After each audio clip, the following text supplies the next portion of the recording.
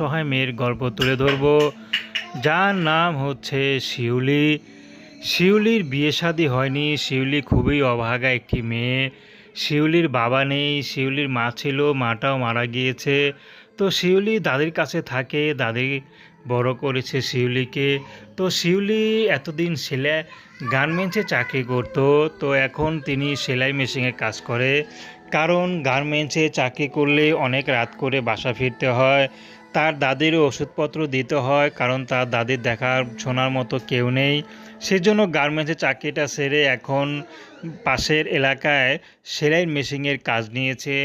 কাপড় চোপড় সেলাই করে যা ইনকাম হয় তা দিয়ে কোনো মতে তাদের জীবনটা চলে। কিন্তু শিউলি চাচ্ছে এভাবে কি আর জীবনটা একা একা যাবে।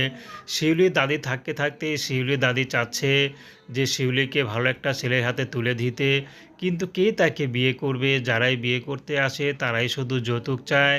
শিউলির এখন কোনো ব্যক্তিগত পছন্দ নেই। শিউলি চাচ্ছে যে তাকে পছন্দ করে বিয়ে করবে, শিউলি তাতেই রাজি আছে। শিউলি বেশি পড়াশোনা করতে পারেনি। শিউলির জীবনটাই দুঃখ কষ্ট